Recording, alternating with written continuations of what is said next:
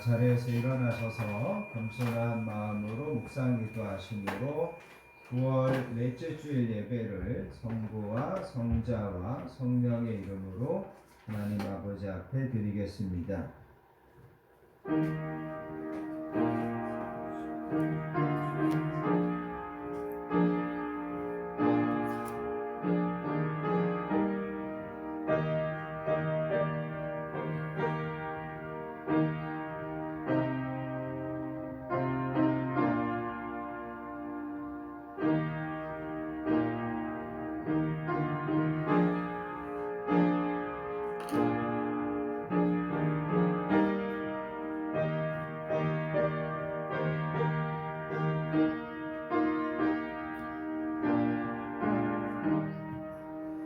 오라 너희 목마른 자들아 물로 나오라 돈 없는 자도 오라 너희는 와서 사 먹되 돈 없이 값 없이 와서 포도주와 젖을 사라 너희가 어찌하여 양식이 아닌 것을 위하여 은을 달아주며 배부르게 하지 못할 것을 위하여 수고하느냐 내게 듣고 들을지어다 그리하면 너희가 좋은 것을 먹을 것이며 너희 자신들이 기름진 것으로 즐거움을 얻으리라. 너희는 귀를 기울이고 내게 나와 들으라. 그리하면 너희의 영혼이 살리라. 아멘.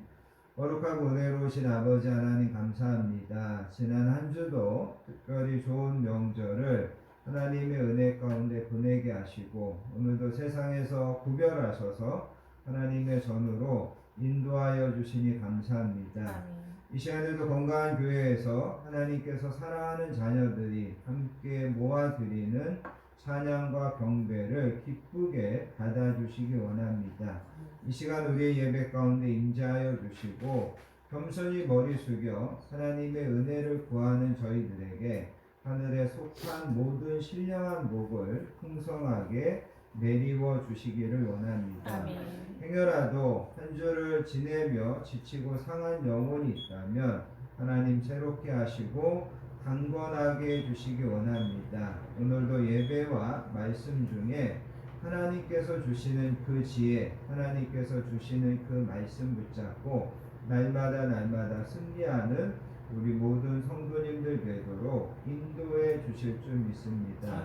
성령 하나님께서 예배를 주관하시고 또 겸손히 귀 기울여 하나님의 그 세미한 음성을 분별하여 듣고 순종하는 우리 모든 성도님들 되도록 인도해 주실 것을 믿습니다.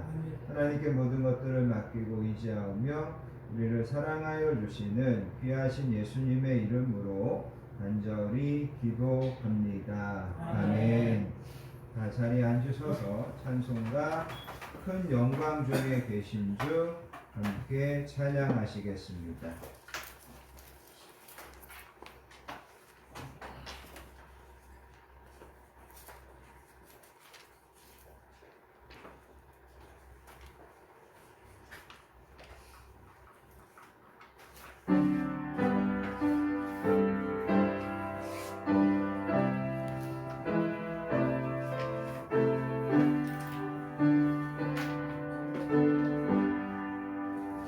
큰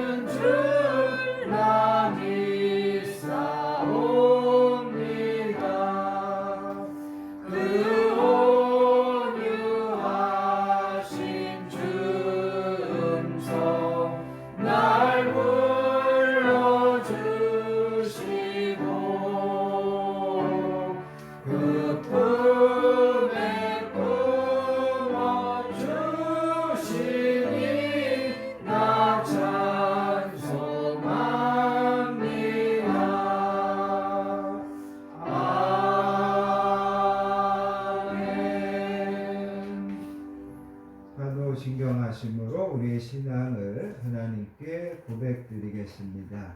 전능하사 천지를 만드신 하나님 아버지를 내가 믿사오며 그 외아들 우리 주 예수 그리스도를 믿사오니 이는 성령으로 잉태하사 동정녀 마리아에게 나시고 본디오 빌라도에게 고난을 받으사 십자가에 못 박혀 죽으시고 장사한 지 사흘 만에 죽은 자 가운데서 다시 살아나시며 하늘에 오르사 전능하신 하나님 우편에 앉아 계시다가 저리로서 산 자와 죽은 자를 심판하러 오시리라.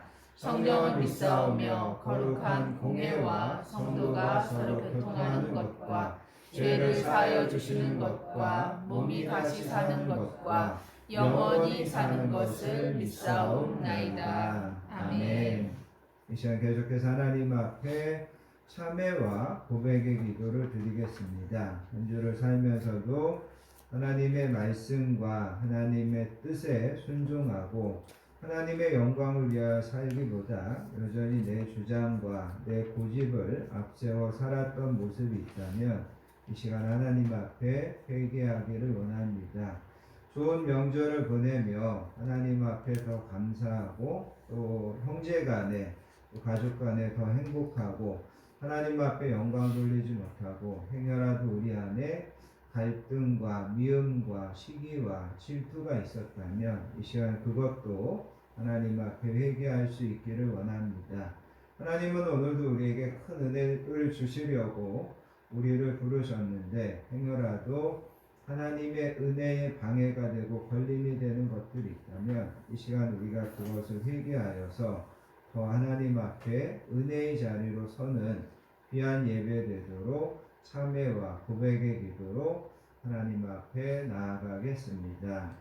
하나님 아버지 감사합니다. 지난 한 주간 좋은 명절을 보내고 이렇게 하나님 앞에 함께 모여 예배의 자리로 나아가게 하시니 감사합니다. 특별히 이 시간에도 성령님 이 부족한 것을 머리끝에서 발끝까지 분명하여 주시고 이 시간에도 새롭게 하셔서 예배와 말씀을 하나님 아버지 은혜의 풍요로 이 연약하고 부족한 것을 성인하여 주시기 원합니다. 여러 가지 인간적인 연약함들이 있습니다. 그러기에 더더욱 성령님 의지합니다. 오늘도 이렇게 함께 우리 성도님들과 예배하오니 하나님 저희들의 이 예배를 기쁘게 받으시고 하나님 이 시간에도 온전히 은혜 받는 자의 소리에 우리가 서는 우리 모든 성도님들로 성령이 도와주시기를 원합니다. 성령님 이 부족한 것을 특별히 뒤로 부어주셔서 오늘도 말씀으로 오늘도 은혜로 우리 성도님들과 함께 하나님 앞에 나아갈 수 있도록 저희들과 함께 하여 주시기를 원합니다. 하나님께서 온전히 저희들을 주장하시고 인도해 주시기를 소원하며 우리가 사랑하는 주시는 예수님의 이름으로 간절히 기도합니다. 아멘. 사랑과 긍휼이 풍성하신 아버지 하나님 감사합니다. 오늘도 저희들을 세상에서 구별하셔서 예배의 자리로 은혜의 자리로 서게 하여 주시니 감사합니다. 이 시간에도 겸손한 마음으로 입술의 고백으로 참회하며 하나님 앞에 사죄하게 하여 주시니 감사합니다. 이 시간 저희들이 겸손히 고백한 이 모든 죄들 가운데 저희들을 긍휼히 여겨주시고 저희들을 깨끗하게 하여 주시기를 원합니다. 좋은 명절을 보내면서 더 감사하고 더 하나님 앞에 기뻐하고 영광 돌리지 못했던 것들이 있었다면 하나님 용서해 주시기를 원합니다. 아직도 작은 이익 앞에 욕심을 부리고 또 아직도 작은 감정 앞에 서로 갈등하고 상처 주고 미워했던 것들이 있다면 하나님 이 시간에도 저희들을 불쌍히 여겨주시고 하나님 이 시간에도 저희들을 용서하여 주시기를 원합니다. 우리가 말하는 것, 우리가 생각하는 것, 우리가 행동하는 것, 그 모든 것이 하나님의 자녀다워야 됨에도 불구하고 여전히 세상 사람들과 아무것도 차이나지 않는 그런 모습으로 한 주를 살았다면 하나님 저희들을 용서해 주시기 원합니다. 하나님 이 시간에도 겸손히 참여하고 고백하오니 저희들 한 사람 한 사람을 새롭게 하여 주시고 다시금 온전히 예배로 말씀으로 은혜 받는 자리에 한 사람 한 사람이 설 수 있게 해주시기 원합니다. 아멘. 너희가 전에는 백성이 아니더니 이제는 하나님의 백성이요 전에는 국류를 얻지 못하였더니 이제는 국류를 얻은 자니라. 그러므로 이제 그리스도 예수 우리 주 안에 있는 자에게는 결코 정죄함이 없느니라. 아멘. 찬송가 482장 참 즐거운 노래를 찬양하신 다음에 우리 김홍성 목사님 우리를 대표해서 기도 인도해 주시겠습니다. 찬송가 482장입니다.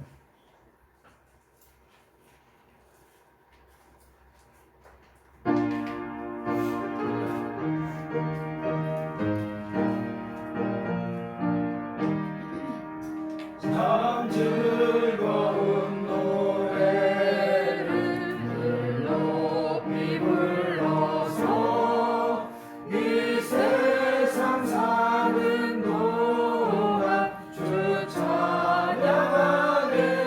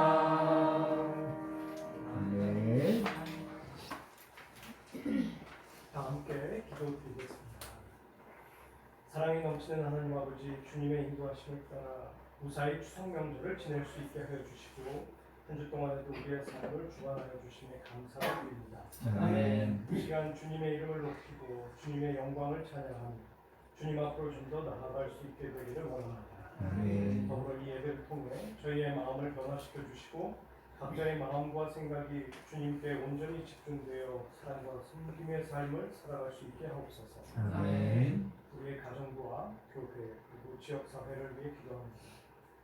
가정마다 평화와 사랑이 넘치게 하시고 교회 안에 주님의 진리와 사랑이 깊이 뿌리내려 서로 격려하며 위로하고 함께 성장하게 하옵소서. 아멘. 주님의 말씀으로 우리의 삶이 변화하고 믿음이 성장하여 마침내 우리의 선한 영향력이 이 지역 사회를 편하게 밝히는 등대 역할을 감당하게 하옵소서. 아멘. 풍성한 계절 가을을 맞아 주님의 이름을 찬양합니다. 가을의 아름다움과 풍요로움 속에서 주님의 손길을 더욱 깊게 느끼게 하시고 우리의 삶 속에 늘 함께 하시는 주님의 놀라운 사랑을 항상 체험하고서 깊은 감사와 찬양을 드릴 수 있게 하옵소서. 아멘. 새로운 계절의 시작과 함께 저희의 영혼도 또 다른 성장을 경험할 수 있게 하여 주시고 주님의 뜻에 따라 삶을 더 풍성하게 가꾸어가게 하옵소서. 아멘. 주님, 건강한 교회의 건축을 특히 아름다운 청년들을 위해 기도합니다. 험난한 길 위에서도 지치지 않게 하여 주시고 세상의 모진 풍파 속에서도 휘둘리지 않도록 늘 붙잡아 주시옵소서. 아멘. 이제 말씀을 전할 주의 종 한만주 목사님을 위해 기도합니다. 주님의 영광과 은혜가 늘 넘치도록 하여 주시고 그 가정에 사랑과 재물이 공동치 않게 늘 채워주시옵기를 간절히 원하옵나이다. 아멘. 오늘 예배로 우리의 가정과 교회, 일터 그리고 모든 만남 속에서 주님의 뜻이 이루어지게 하옵시고 매일매일 주님의 놀라운 은혜를 경험하며 살아가게 하옵소서. 아멘. 이 모든 말씀 사랑 나누신 주 예수 그리스도 이름으로 기도드리옵나이다. 아멘.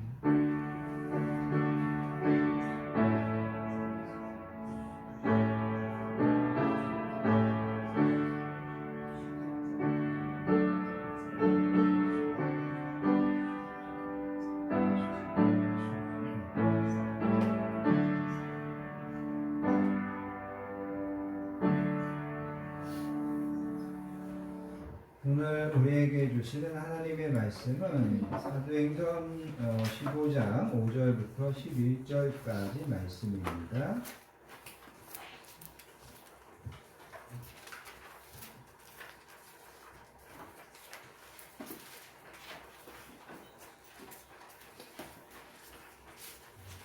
신약성경 214페이지 사도행전 15장 5절부터 11절까지 말씀.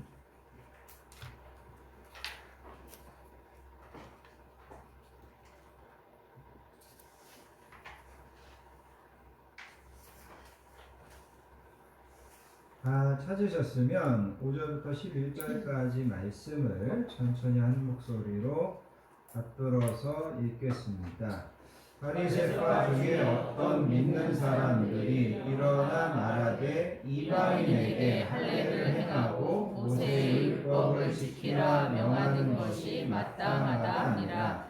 사도와 장로들이 이 일을 의논하러 모여 많은 변론이 있은 후에 베드로가 일어나 말하되 형제들아 너희도 알거니와 하나님이 이방인들로 내 입에서 복음의 말씀을 들어 믿게 하시려고 오래전부터 너희 가운데서 나를 택하시고 또 마음을 아시는 하나님이 우리에게와 같이 그들에게도 성령을 주어 증언하시고 믿음으로 그들의 마음을 깨끗이 하사 그들이나 우리나 차별하지 아니하셨느니라. 그런데 지금 너희가 어찌하여 하나님을 시험하여 우리 조상과 우리도 능히 매지 못하던 멍에를 제자들의 목에 두려느냐. 그러나 우리는 그들이 우리와 동일하게 주 예수의 은혜로 구원받는 줄을 믿노라 하니라. 아멘. 특별히 여러분 이제 6절에 보면 사도와 장로들이 이 일을 의논하려고 모였다. 이 일을 의논하려고 모였다. 이런 내용들이 이제 6절에 있습니다. 오늘 우리가 읽은 이 본문은 AD 한 49년경에 예루살렘에서 있었던 일입니다. 6절에서 제가 좀 전에 말씀드린 것처럼 사도들과 장로들이 어떤 일을 의논하려고 모였습니다. 회의를 열었습니다. 근데 어떤 일을 의논하려고 모였냐면 5절을 여러분 가서 보시면 5절에 보면 이런 내용이 나옵니다. 바리새파 중에 어떤 사람들이 일어나서 말하되 이방인에게도 할례를 행하고 모세의 율법을 지키라 명하는 것이 마땅하다. 그래서 여기에 보면 이방인이 나오는데 여기서 이야기하는 이방인들은 유대인들이 볼 때 다른 모든 사람들이 다 이방인이었습니다. 그리고 여기서 이야기하는 이방인들은 이제 예수님을 믿는 유대인이 아닌 다른 민족들, 나와 여러분들도 이제 유대인들이 볼 때는 이방인인 거죠. 그래서 AD 49년에 예루살렘에서 당시에 사도들과 장로들이 다 모여서 이거를 해결하려고 회의를 했다는 거죠.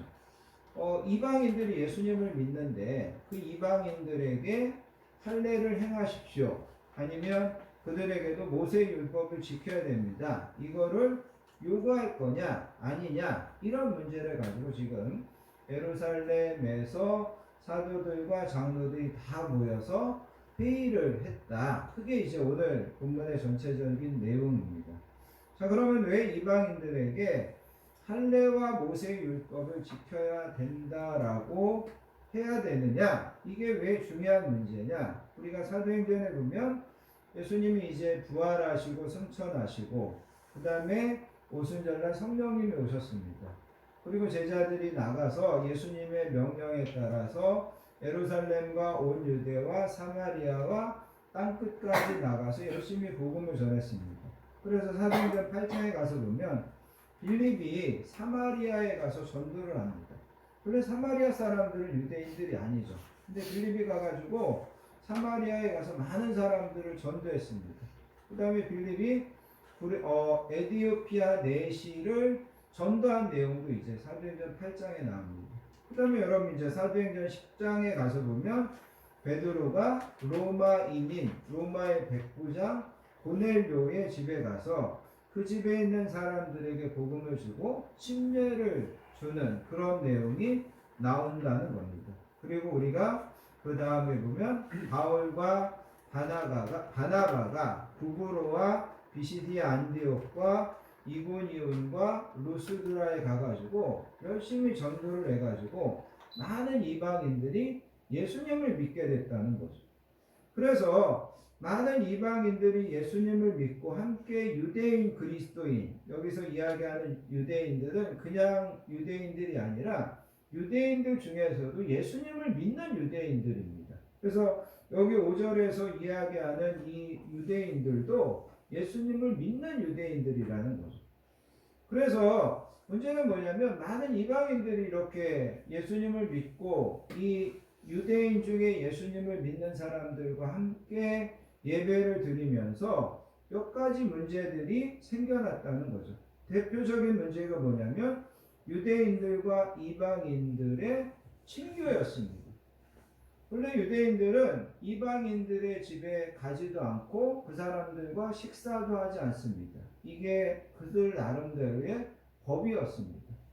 그런데 유대인들과 이방인들이 함께 예배를 드려야 되고 예배가 끝난 다음에 함께 식사도 해야 되고 그러니까 이 유대인들이 우리가 이렇게 이방인들과 같이 식사하고 같이 교제하고 이렇게 해도 이게 되는가? 이런 이제 문제가 생긴 겁니다.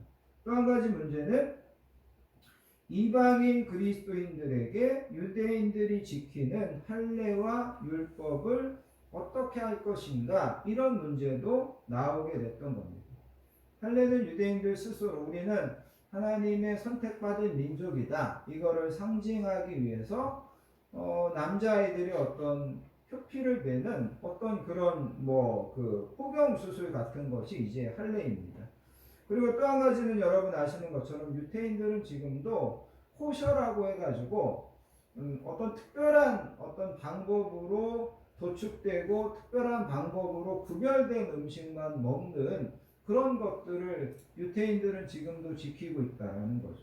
그래서 여기에서 이런 것들을 이방인들에게도, 이방인 그리스도인들에게도 여러분들도 할례를 받아야 됩니다. 여러분들도 제가 좀 전에 이야기했던 그런 코셔와 같은 피채 먹어서는 안 되고 돼지고기를 먹어서는 안 되고 이런 것들을 지켜야 된다고 말해야 되느냐 말아야 되느냐, 이런 이제 문제들이 교회 안에 유대인들과 이방인들이 함께 신앙생활하는 교회 안에 발생했더라는 거죠. 그런데 문제는 뭐냐면 여러분 1절을 가서 보시기 바랍니다. 1절에 가서 보시면 이게 어디까지 가게 되냐면 1절에 보면 이렇게 기록하고 있습니다. 어떤 사람들이 유대로부터 내려와서 형제들을 가르치되 너희가 모세의 법대로 할례를 받지 아니하면 능히 구원을 받지 못하리라. 그러니까 너희가 예수님 믿어서 구원받았어도 할례 받지 않으면 너네 구원 못 받는다. 이렇게까지 주장하는 사람들이 있었다라는 거죠. 그래서 여러분 2절에 보면 바울과 바나바가 그렇게 주장하는 사람들과 적지 않게 다투고 변론했다라고 이야기합니다. 그러니까 바울과 바나바는 무슨 소리냐?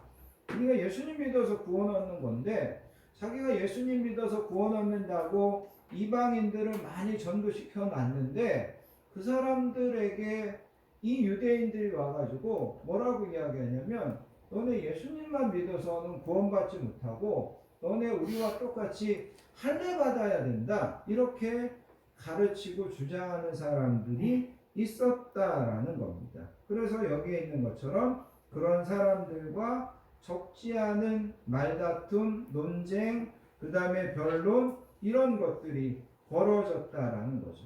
그래서 아까 이야기한 것처럼 이런 문제들을 해결하기 위해서 당시 교회의 지도자들, 베드로, 여러분이 알고 있는 사도 요한, 그 다음에 바울, 그 다음에 예수님의 동생인 야고보, 이런 교회의 지도자들, 장로들이 다 모여서 이거 우리가 어떻게 해결할 거냐, 이런 회의를, 이런 열띤 토론을 벌인 것이 오늘 우리가 읽은 이 사도행전 15장입니다. 자, 헨첸이라고 하는 신학자는 이 사도행전 15장에 대해서 뭐라고 이야기했냐면 이 사도행전 15장은 초대교회의 큰 전환점이다. 그리고 이 사도행전의 중심부이며 분수령이 되는 사건이 오늘 이 본문이다. 이렇게 평가했습니다. 그러니까 사도행전에서 이 초대교회가 오늘 이 문제를 가지고 전체 모여가지고 어떻게 결론을 내리느냐에 따라서 이 초대교회의 방향이 확 틀어질 수 있는 겁니다.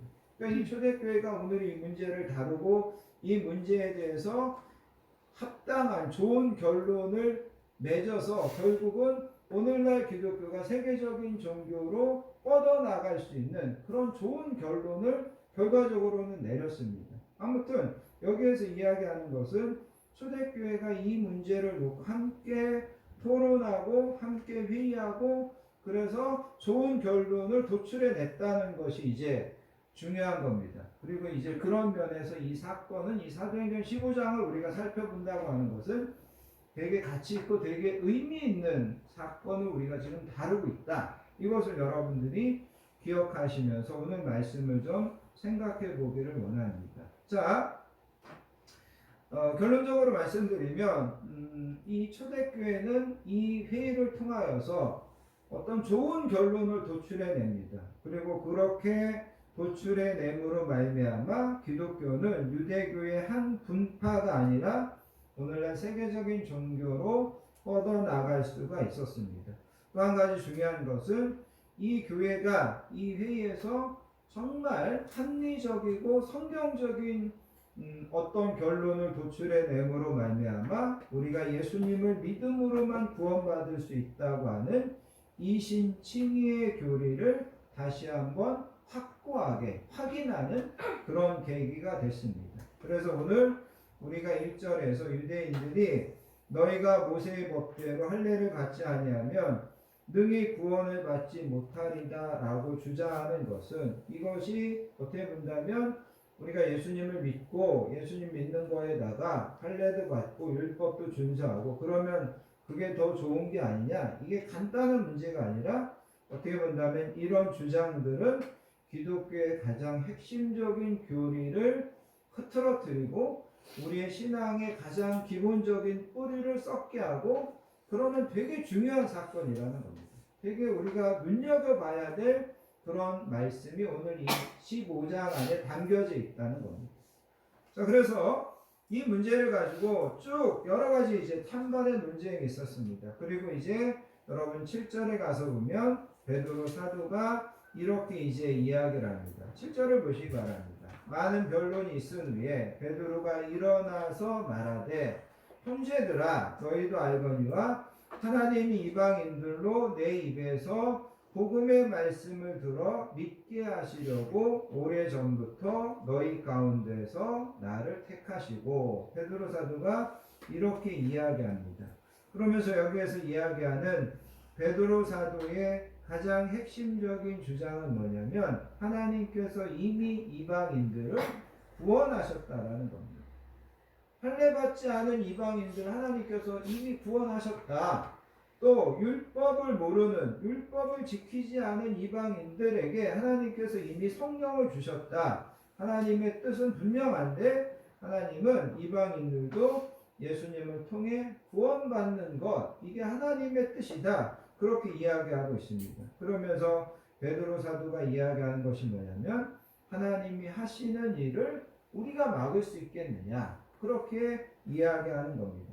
그러면 여러분 7절 중간에 보면 베드로가 그런 이야기를 합니다. 하나님이 이방인들로 내 입에서 복음의 말씀을 들어 믿게 하시려고 오래전부터 너희 가운데서 나를 택하셨다. 이 말이 무슨 말이냐면, 사도행전 10장에 나오는 베드로가 고넬료를 만나는 사건을 지금 베드로가 이야기하는 겁니다. 사도행전 10장에 가서 보면 하루는 베드로가 기도하고 있었습니다. 기도하고 있는데 비몽사몽간에 환상 중에 하늘에서부터 보재기가 내려옵니다. 그런데 그 보재기 안에 땅에 기는 각종 네 발 가진 짐승과 기는 것과 공중에 나는 새들이 거기에 있었습니다. 유대인들에게는 이것이 다 먹을 수 없는 부정한 그런 것들이었습니다. 그런데 하나님께서 베드로에게 그 보자기 안에 있는 것을 잡아먹어라, 이렇게 말씀하시는 겁니다. 베드로가, 하나님, 이거 분명히 하나님께서 부정한 거라고 말씀하셨지 않습니까? 내가 지금까지 이런 부정한 거 한 번도 먹은 적이 없습니다. 그랬습니다. 그랬더니 하나님께서 또 말씀하시는 겁니다. 속되고 하나님께서 이렇게 이야기하십니다. 깨끗하게 하신 것을 내가 속되다 하지 말라. 내가 깨끗하다고 했는데, 내가 깨끗하니까 먹으라고 했는데 너가 속되다고 하지 마라. 그렇게 하나님께서 말씀하십니다. 그런데 이런 환상이, 이런 음성이 3번이나 반복됩니다. 한 번만 한 게 아니라 하나님께서 또 그렇게 말씀하시고 베드로가 또 그렇게 대답하니까, 내가 속되다고 한 거를 너가 왜, 내가 깨끗하다고 한 거를 너가 왜 속되다고 하느냐, 하나님께서 이렇게 3번이나 말씀하시더라는 거죠. 그러고 나서 이제 이 베드로가 환상에서 깼는데 사람들이 뭐라고 이야기하냐면, 고넬료라고 하는 사람이 하인들을 보냈는데 지금 베드로 사도를 모셔가려고 밖에서 기다리고 있습니다. 그렇게 이야기하는 것입니다. 그래서 베드로가 평상시 같으면 이방인인 고넬료의 집이 가지 않았을 것입니다. 그런데 방금 전에 하나님께서 환상을 통해서 내가 깨끗하게 한 것을 너가 왜 속되다고 하느냐, 이렇게 말씀을 해주셨잖아요. 그래서 이게 하나님의 어떤 특별한 인도하심인가 보다. 그래서 베드로가 이 고넬료의 집에 갔다는 거죠. 고넬료의 집에 갔더니 고넬료가 자기 친척들과 자기 친구들과 자기 집에 있는 사람들을 다 모아놓고 베드로를 통해서 말씀을 들으려고 준비하고 있었습니다. 베드로가 고넬료에게 예수님에 대해서 가르치기 전에 이런 고백을 합니다. 유대인으로서 이방인과 교제하며 가까이 하는 것이 위법인 줄을 너희도 알거니와 하나님께서 내게 지시하사 아무도 속되다 하거나 깨끗하지 않다 하지 말라 하시기로 내가 부름을 사양하지 아니하고 왔노라. 그래서 베드로가 그렇게 이야기하는 거예요. 예, 하나님이 누구도 속되거나 누구도 깨끗하다고 하지 않다라고 말씀하셔서 내가 이렇게 왔다. 이렇게 이제 베드로가 이야기하더라는 거죠. 그리고 베드로가 모여있는 사람들에게 예수님에 대해서 가르쳤습니다. 예수님이 우리를 위하여 십자가에서 죽으셨습니다. 그 예수님을 믿으면 우리가 모든 죄를 사함받습니다. 그렇게 설교하고 있는데 말씀을 듣고 있는 거기에 모여있는 사람들에게 성령님이 오는 겁니다. 성령님이 내리는 겁니다. 그래서 베드로와 함께 갔던 유다인들이 놀라는 거야. 아, 하나님께서 이 이방인들에게도 성령을 부어주시는구나. 우리에게 주셨던 똑같은 성령님을 이 이방인들에게도 주시는구나. 그렇게 놀라게 됩니다. 그리고 베드로가 고넬료와 그 집에 있는 모든 사람들에게 침례를 베풀었습니다. 베드로가 고넬료의 집에 갔다 왔다는 것이 이제 소문이 났습니다. 그리고 사람들이 그 베드로를 비난했습니다. 너가 어떻게 무할레자는 이방인들을 다른 말로 이제 표현한 건데, 너가 어떻게 이방인의 집에 들어가서 그들하고 교제하고 그들과 함께 식사할 수 있느냐? 그렇게 이제 베드로를 비난하는 겁니다. 근데 베드로가 뭐라고 대답했냐면 자기가 어떻게 해서 가게 됐는지, 자기가 어떻게 고넬료의 집에 갈 수밖에 없었는지 이거를 다 설명하고 나서 이렇게 이야기합니다.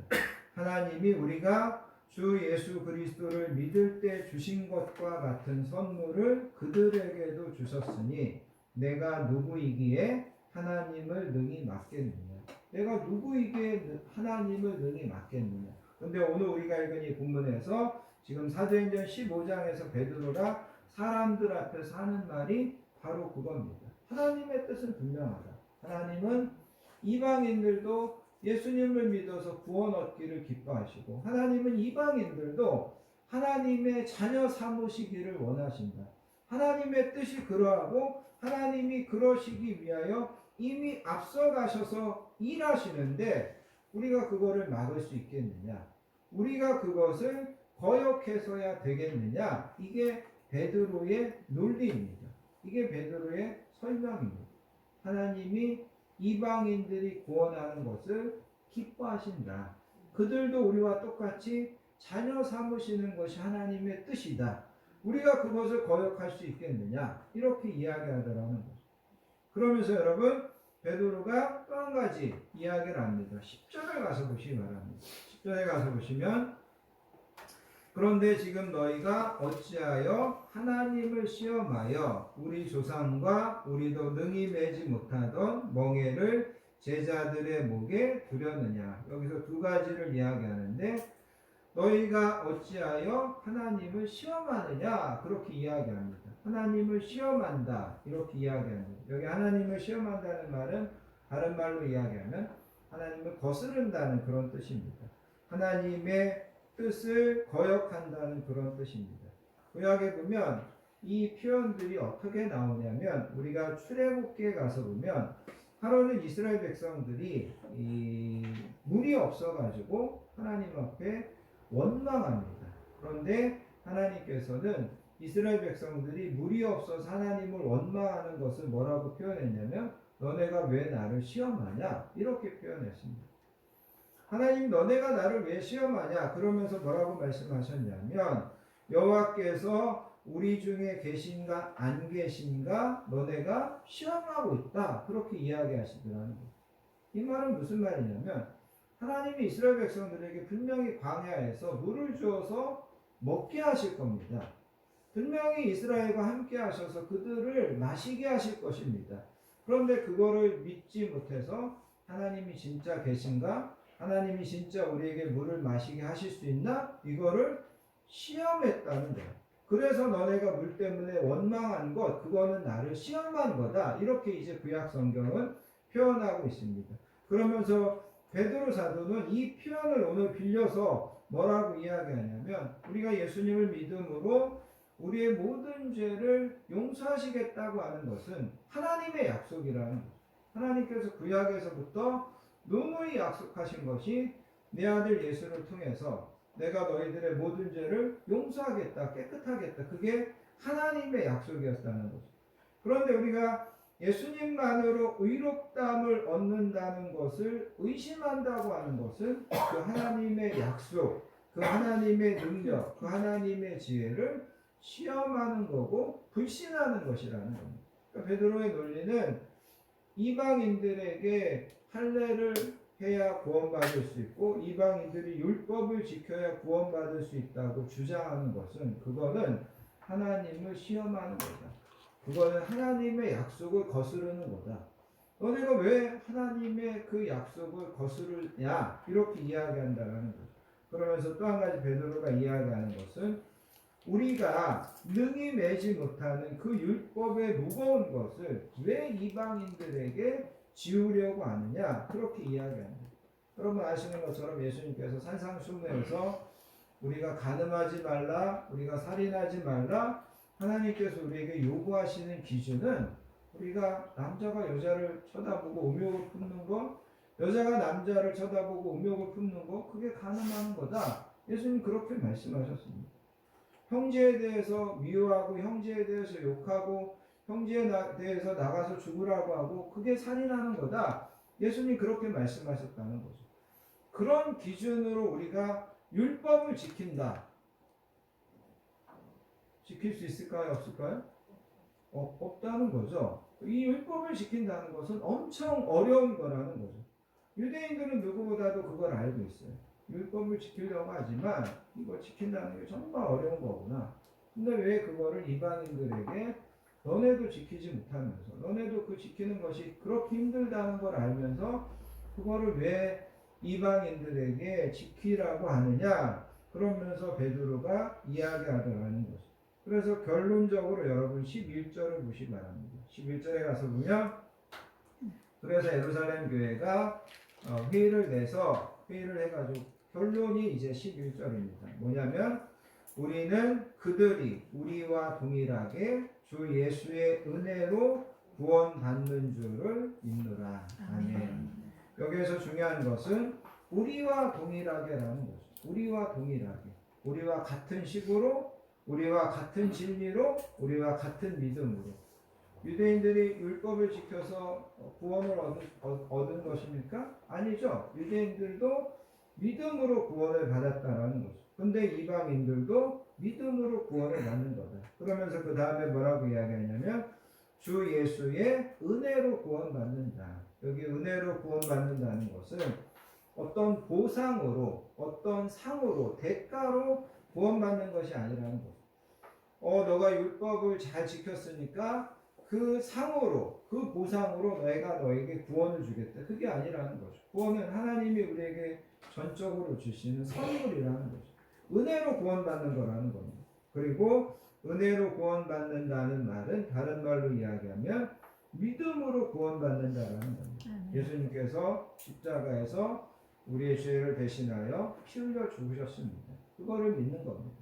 로마서 10장 10절 11절에서 이야기하고 있는 것처럼 내가 만일 내 입으로 예수를 주로 시인하며 또 하나님께서 그를 죽은 자 가운데서 살리신 것을 내 마음에 믿으면 구원을 받으리라. 사람이 마음으로 믿어 의에 이르고 입으로 시인하여 구원에 이르느니라. 그래서 여러분 베드로 사도가 오늘 이 본문에서 이야기하는 것은 뭐냐면 이방인이나 유대인들이 동일하게 예수님의 은혜로 구원받는 것입니다. 이방인들에게 할례를 받아라, 율법을 지켜야 된다, 이거를 요구할 필요가 없습니다. 아니, 그거를 요구해서는 절대 안 됩니다. 이렇게 결론을 내렸다는 거죠. 그리고 이 결론이 얼마나 중요하냐? 아까 이야기한 것처럼 초대교회는 이신칭이라고 하는 우리가 믿음으로 의롭게 된다고 하는 이 기독교의 가장 핵심적인 교리를 다시 한번 분명하게 정립하는 그런 계기가 됐다라는 거죠. 그러면서 다시 한번 이야기하는 것은 우리가 구원받는 것은 예수 그리스도만으로 충분합니다. 이거를 공표했다는 거죠. 우리가 죄사함 받는 것, 우리가 구원받는 것은 예수님만으로 충분합니다. 이게 베드로의 결론이었습니다. 그런데 성경에 보면 이거는 베드로만의 논리가 아니었습니다. 우리가 로마서라든가 갈라디아서라든가 빌립보서라든가 그 뒤에 가서 보면 바울의 이야기도 이겁니다. 우리가 구원받는데 예수님만으로 충분합니다. 갈라디아서 6장 16절에 이렇게 이야기합니다. 사람이 의롭게 되는 것은 율법의 행위로 말미암음이 아니요 오직 예수 그리스도를 믿음으로 말미암는 줄 알므로 우리도 예수 그리스도를 믿나니 이는 우리가 율법의 행위로서가 아니고 그리스도를 믿음으로써 의롭다함을 얻으려 함이라. 율법의 행위로서 의롭다함을 얻을 육체가 없느니라. 율법을 지켜서 의롭다함을 받을 수 있는 사람은 한 사람도 없다는 거예요. 모세도 그렇고 여러분 다윗도 그렇고 누구도 율법을 지켜서 한 사람도 의롭다함을 받은 사람은 없다는 거죠. 그래서 갈라디아서 2장 21절에서 바울이 이렇게 이야기합니다. 내가 하나님의 은혜를 피하지 아니하노니 만일 의롭게 되는 것이 율법으로 말미암으면 그리스도께서 헛되이 죽으셨느니라. 여러분, 우리가 율법을 지켜서 의롭게 될 수 있다면 예수님께서 뭐하러 이 땅에 오셨냐라는 거예요. 우리가 율법을 지켜서 의롭게 될 수 있는 가능성이 단 1%라도 있다면 예수님이 뭐하러 십자가에서 죽으셨냐라는 겁니다. 그래서 바울이 이야기하는 것도 뭐냐면 우리가 구원 얻는데 우리가 죄사함 받는데 예수님만으로 충분합니다. 이것이 바울의 논리라는 것입니다. 우리가 의롭게 되고 우리가 구원을 얻는데 우리는 분명히 성경은 우리가 믿음으로 예수님만으로 충분하다라고 이야기하고 있습니다. 이거는 이미 2000년 전에 초대교회가 결론을 내린 겁니다. 이거는 기독교가 지금까지 가장 순수하게 지키는 가장 핵심적인 교리가 우리는 믿음으로 의롭게 된다. 우리는 예수님만으로 충분하다. 이것이 우리가 지키는 가장 핵심적인 교리라는 거죠. 그런데 문제는 뭐냐면 지금도 수많은 교회에서 지금도 수많은 사람들이 예수님만으로 내가 구원 얻는데 충분하다는 것을 잘 믿지 못합니다. 그래서 뭔가 내가 열심히 해야 되고 뭔가 내가 열심히 살아야 되고 내가 착해야 되고 내가 도덕적이어야 되고 내가 윤리적이어야 되고 그래서 예수님 믿지만 거기에다가 뭔가 내가 더 해야 될 것처럼 사람들이 생각한다는 거죠. 그런데 지금까지도 이 문제가 2000년 전에 이미 초대교회가 결론 내린 이 문제를 가지고 여전히 지금도 세상은 이 문제를 가지고 고민하고 있다는 거죠. 그리고 그런 것들은 교묘하게 우리가 예수님만으로 충분하다고 하는 기독교의 가장 핵심적인 교리들을 흔들어 놓고 있고 사람들의 신앙을 잘못된 길로 이끌어가고 있는 되게 교묘한 되게 어떻게 보면 사단이 교회를 미혹시키는 되게 중요한 문제가 이 문제 가운데 있다라는 겁니다. 그래서 여러분 우리가 분명히 기억해야 되는 것은 우리가 구원받는 것은 우리가 죄사함 받는 것은 예수님을 믿음으로만 예수님만으로 충분하다는 것을 여러분 분명히 믿으시기를 바랍니다. 아멘. 한 가지 더 예수님이 우리의 영혼을 그렇게 구원하시고 우리의 영혼을 깨끗하게 하시고 그러기에 충분하시다면 예수님이 이 땅에서 우리의 삶을 돌보시기에는 그럼 예수님은 불충분하실까? 우리가 이 질문을 던져보자는 거죠. 예수님이 내 영혼을 책임지시고 예수님이 내 영혼을 구원하시고 예수님이 내 영혼을 돌보시고 그러기에 충분하신 분인데 그 예수님이 이 땅에서 내 삶을 책임져 주시고 이 땅에서 내 삶을 지켜주시고 이 땅에서 내 삶을 보호해 주시고 이러기에 예수님은 능력이나 지혜나 부족한 분인가? 우리가 이런 질문을 던질 수 있다는 거죠. 그런데 성경은 뭐라고 이야기하냐면 바울 사도가 로마서 8장 31절에서 이렇게 이야기합니다. 그런즉 이 일에 대하여 우리가 무슨 말하리요? 만일 하나님이 우리를 위하시면 누가 우리를 대적하리요? 자기 아들을 아끼지 아니하시고 모든 사람을 위하여 내주시니가 그 아들과 함께 모든 것을 우리에게 주시지 아니하겠느냐. 하나님이 우리의 영혼을 위하여서 그 아들까지 주셨다는 거죠. 그런데 하나님께서 그 아들을 주신 하나님께서 그 아들을 믿고 믿음대로 살려고 하는 하나님의 자녀들에게 그들의 먹을 것, 그들의 마실 것, 그들의 입을 것을 책임져 주시지 않겠느냐. 이렇게 하나님께서 말씀하고 있다는 겁니다. 자, 결론적으로 여러분 9절을 다시 한번 가서 보시기 바랍니다. 9절에 보면 이렇게 이야기합니다. 믿음으로 그들의 마음을 깨끗하게 하사 하나님께서 이방인들도 믿음으로 그들의 마음을 깨끗하게 하셨다. 그리고 그 다음에 보면 그들이나 우리나 차별하지 아니하셨느니라. 하나님이 유대인들이나 이방인들을 뭐하지 않으셨다고요? 차별하지 않으셨다. 옛날 번역에서는 분간치 않으셨다. 이렇게 표현했습니다. 하나님은요 우리를 차별하지 않으시는 분입니다.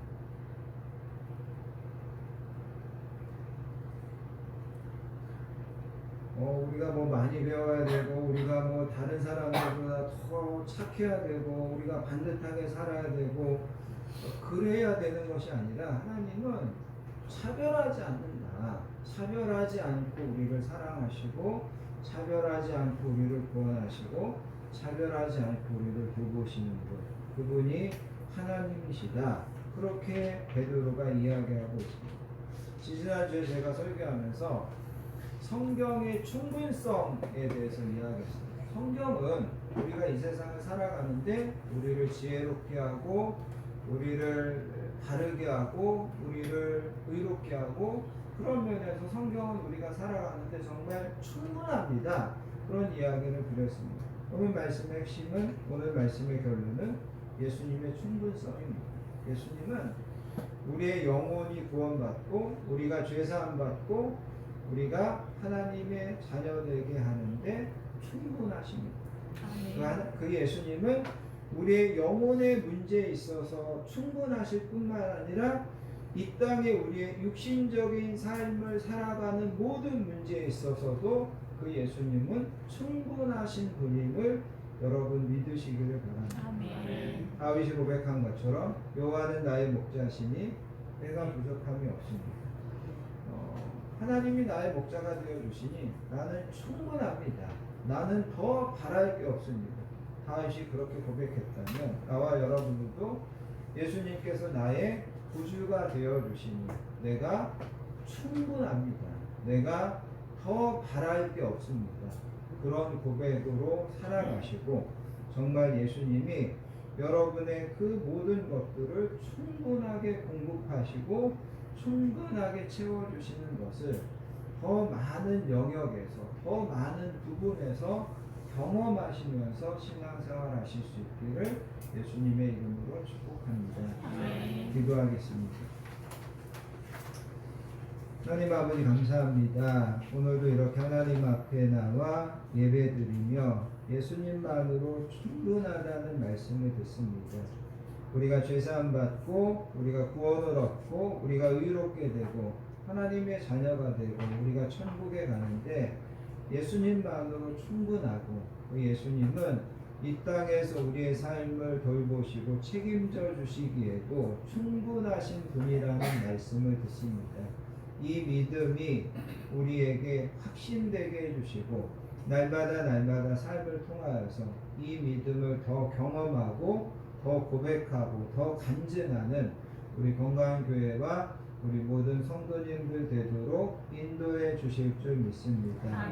우리에게 충분하신 그 주님을 알게 하시고 그 주님을 구주로 모시고 살게 해주셔서 감사합니다. 사랑 많으신 예수님의 이름으로 간절히 기도합니다. 아멘. 찬송가 93장 예수는 나의 힘로 사랑하시면서 준비하신 예물 하나님 앞에 드리도록 하겠습니다.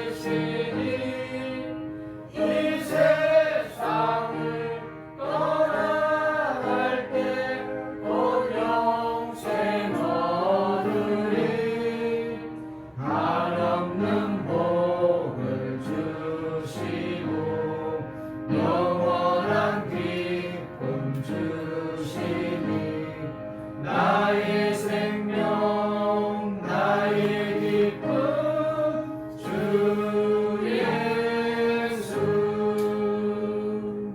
아멘. 교회와 성도의 소식을 함께 나누도록 하겠습니다. 한 주도 건강하게 지켜주시고 평안함으로 인도해 주신 하나님의 은혜와 사랑에 감사드리고 오늘도 귀하고 복된 예배에 함께 하시는 모든 분들을 예수님의 사랑으로 환영하고 축복합니다. 옆에 계신 분들하고 인사하겠습니다. 사랑합니다. 축복합니다. 오랜만에 우리 양경락 장로님과 함께 예배 참석해 주셔서 감사합니다.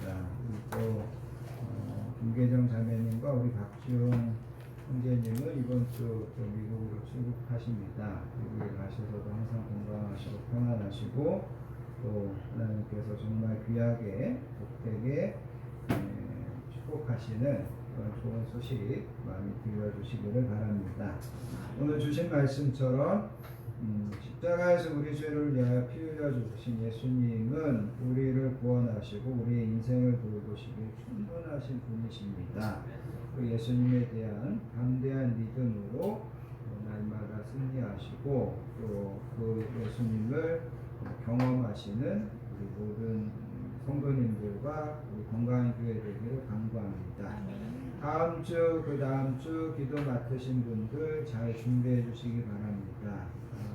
예솔이가 이번 주 토요일 11시에 결혼합니다. 여러분들 기억하시고 축복해 주시면 감사하겠습니다. 자리에서 일어나셔서 주만 바라보시고 찬양하시고 드리는 예물을 위하여 축복 기도하는데 오늘 예배를 마치도록 하겠습니다.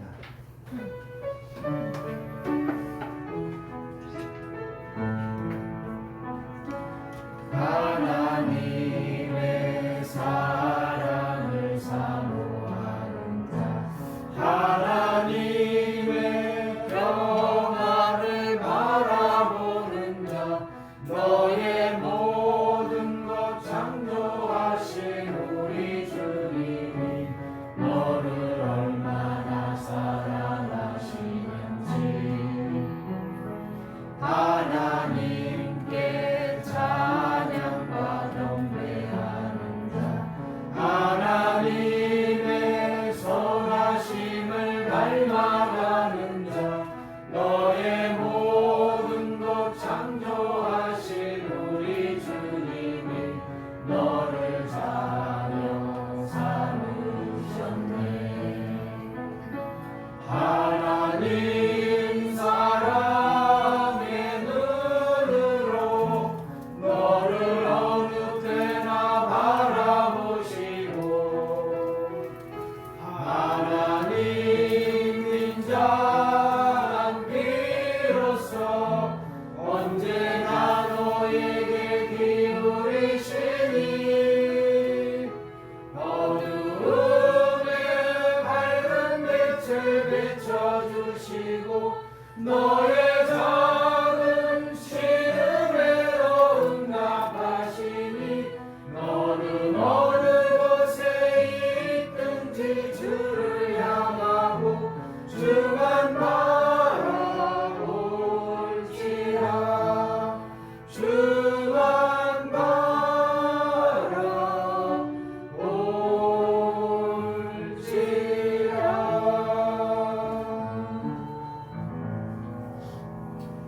하나님 오늘도 하나님 앞에 나와 우리의 시간과 마음을 구별하여 예배로 영광 돌리게 하시고 하나님의 귀한 말씀 붙들고 다시금 세상에 나가 예수님의 충만하심으로 승리하는 삶을 살기로 다짐하고 결단하게 하여 주시니 감사합니다. 오늘 하나님의 귀한 자녀들이 우리의 소원과 우리의 사랑과 정성과 기도 제목을 담아 이 시간 하나님 앞에 예물 올려드립니다. 하나님 기쁘게 음양하여 주시고 드려진 모든 손길을 기억하셔서 하나님 맘대로 갚아주시고 하나님 형통하심의 복으로 충만하게 채워주실 줄 믿습니다. 아멘. 이제는 우리 주 예수 그리스도의 크신 은혜와 성부 하나님의 극진하신 사랑과 성령님의 내주하신 위로하신 충만하심의 복이 예수님만으로 충분합니다. 예수님께서 나의 구주가 되시니 더 바랄 것이 없습니다. 이런 간증, 이런 고백으로 살기 원하는 사랑하는 모든 성도님들 머리머리 위에와 그의 가정과 자녀들 위에 건강한 교회 위에 이 나라의 민족 위에 이제부터 영원토록 함께 하시옵기를 간절히 축원하옵나이다. 아멘. 아멘.